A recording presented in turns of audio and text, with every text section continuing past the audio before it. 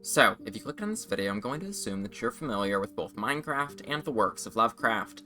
But, just in case, as a very quick summary, H.P. Lovecraft was a writer widely regarded as the father of the cosmic horror genre, and is well known for his numerous works, which introduced creatures such as Cthulhu into the public consciousness. Minecraft, on the other hand, is a kid-friendly game about placing blocks and exploring a procedurally generated world of infinite possibilities. At a glance, Minecraft couldn't be further from the themes of Lovecraft. There are, after all, most likely no insanity-inducing gods hidden beneath the blocky terrain, and Minecraft generally makes a pretty conscious effort to avoid anything even remotely similar to the gory nature of many Lovecraft stories. With that said, however, there are distinct parallels which link the two together. I don't personally believe that anyone at Mojang intended for Minecraft to mirror Lovecraft, but that does not change the fact that Minecraft understands Lovecraft in a way that few games can hope to achieve. Let's start at the basics. When discussing Lovecraft, it can be easy to assume that what made his works great were the monsters and ancient gods and dark cults and all that. And sure, those elements were highly innovative, but what ultimately defined his works and the genre he spawned is a very particular kind of fear. Cosmic horror relies on the fear of the unknown, a fear which is often heightened by how incredibly small you are in the face of the unknowable. It's not simply that you don't know enough about the world around you, but rather that you can't know more, and trying to piece it all together will have disastrous consequences. Lovecraft's protagonists are often men of science or explorers, who are confronted with things that simply do not fit into their worldview, slight glimpses of a world and history much broader than anything they've ever imagined. Taking things back to Minecraft, the game has, since some of its earliest versions, showed glimpses of a forgotten history and vast lore, which invites in the curious minds without ever giving clear answers. Across the world of Minecraft, there are scattered colossal fossils and great monuments that all hint at a story so much larger than the player. The creatures that inhabit the world also point toward much the same, leaving more questions than answers. The presence of the undead alone would imply that something terrible happened to whoever was here before you, but the hints left behind in structures offer few answers. Why is it that you're the last person left? Why are you alone? Now, going outside of the story and lore of the game, the actual experience of Minecraft does bring to mind Lovecraft's works. It's no secret that Minecraft is an oftentimes very lonely game, and even when playing in multiplayer, the creations made by people are ultimately dwarfed by the sheer scale of the world. 60 million blocks across is the current world size, and even then, it's only limited by an arbitrary border. It could go on forever, if only our computers could manage. And in this colossal world, you and whoever you play with are only minuscule specks. No matter what you build, no matter the scale or size of it, it won't make a difference. A million blocks in either direction, and it will be like you weren't there at all. And in all that unexplored vastness, there could be anything. There are sights and experiences you'll never know, that no one will ever know. Perhaps if you were to take it all in, you might finally understand what the game is trying to tell you. The sciences, each straining in its own direction, have hitherto harmed us little, but someday the piecing together of dissociated knowledge will open up such terrifying vistas of reality and of our frightful position therein that we shall either go mad from the revelation or flee from the deadly light into the peace and safety of a new dark age. Maybe that's what happened to the ancients, or maybe they're still out there, in those empty spaces where torchlight will never plunge. Can you really say for certain? Can you really know that you're alone? Practically speaking, you can pick apart the code of the game and find that there aren't ancient builders hiding in the hinterlands. The code never lies, after all. The truth, however, hasn't always stood in the way of the fear that Minecraft often evokes. And yes, of course I'm talking about Herobrine. What, did you think I wasn't about to go there?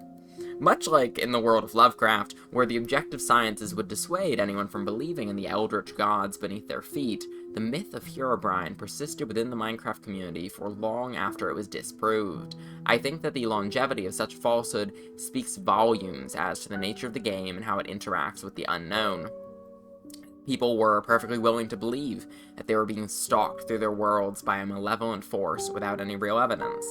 As a kid, I was convinced that Herobrine was in my world, and I had plenty of unexplainable experiences to back it up. More than likely, I was just scared of my own shadow, and those fears have most definitely dulled with time. Still, when I play Minecraft alone, I get those occasional moments of feeling like I'm being watched, and when I run into something that I surely built but don't remember, I recall those childhood horrors, all the worlds I abandoned because I was convinced I was not alone in them. Now, if I were to have made this video a few years ago, I would wrap it up here with some remark about how Lovecraft is meant to invoke the same kinds of deep-rooted fears that something like Herobrine taps into, how both erode at one's certainty in the world around them by questioning all that they thought they knew. Maybe I could talk vaguely about how cave noises are pretty spooky too. Yeah, no, that's not what we're doing.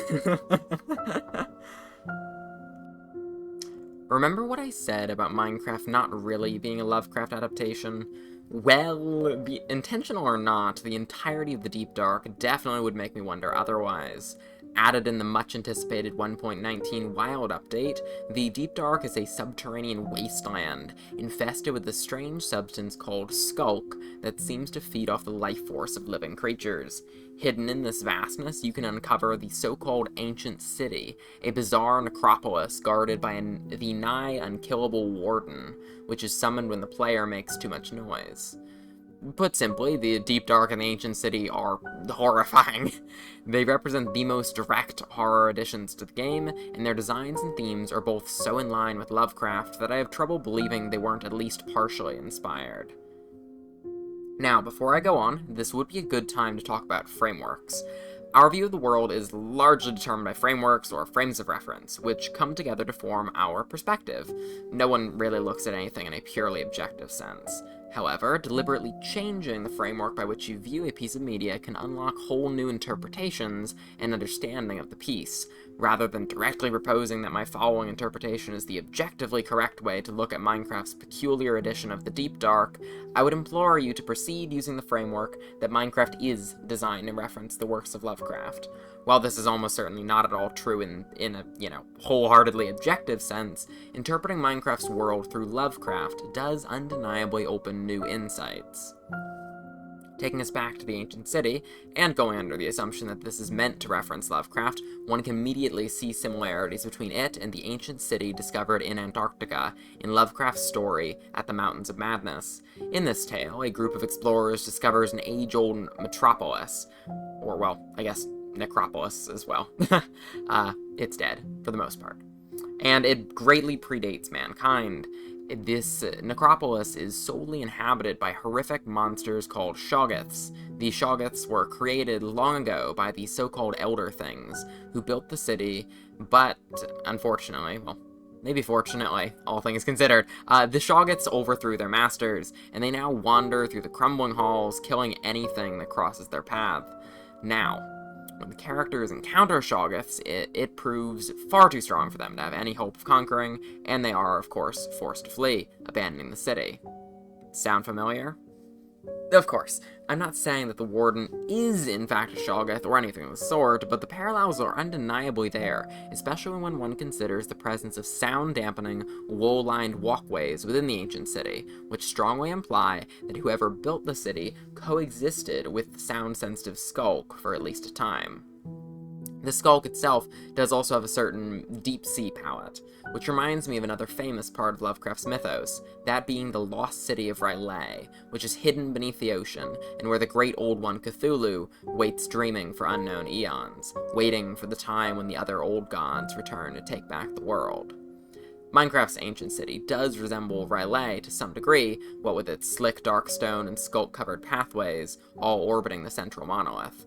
However, I think that Minecraft has a much more curious parallel to R'lyeh in the form of the Ocean Monument, or Sea Temple, as some folks would colloquially refer to it as. In Lovecraft's story, The Call of Cthulhu, the lost city of R'lyeh is discovered by fishermen when it briefly rises from the ocean, and the men are either killed by Cthulhu or driven mad by the sight. The geometry of the city is bizarre and seems to shift strangely, and it is clear in all regards that it was not built for human habitation. The Ocean Monument is similar in the fact that it is a monolithic structure hidden in the depths of the sea and hewn from a peculiar type of stone not found anywhere else in the game. It seems to harken back to some lost era, though its construction is not like any other structure, and the submerged halls and corridors are labyrinthine and confusing. Nothing is built to scale with the player, almost as though humans were not even an afterthought in the minds of its creators. There are, of course, the Elder Guardians as well, which, in addition to having suspiciously similar names to the Elder Things, seem to be capable of invading the player's mind through an on-screen effect that grants mining fatigue. It's almost as though they are protecting the monument, waiting for some future day when it will rise from the depths to be used again. Taken together, one must wonder what this new interpretation of the ancient city and ocean monument means for the game as a whole. Well, the first conclusion is simply that it no longer matters who or what the ancient builders were. The creators of these bizarre ruins are gone now, and to seek answers regarding their fate seems to be an ultimately fruitless endeavor. It isn't the point to know everything, but rather to know enough to understand the very small place you occupy in this all-consuming universe. Additionally, the Lovecraft interpretation offers a most odd perspective regarding what comes next for the game. Assuming that the structure in the middle of the ancient city truly is a portal, then whatever dimension it attaches to will likely be a far cry from anything we've seen before. After all, that is not dead which can eternal lie, and with strange aeons even death may die. In a game that is always updating and innovating, one must wonder how much of the past can truly remain dead, or if these hints at cosmic origins are only the beginning. Thank you so much for watching, and please do let me know if you want to see more content like this. I decided to exclude a few of my crazier interpretations, such as the Ender Dragon being an avatar of Nyarlathotep, but I could definitely make a part 2 if there is interest. I'll see you next time.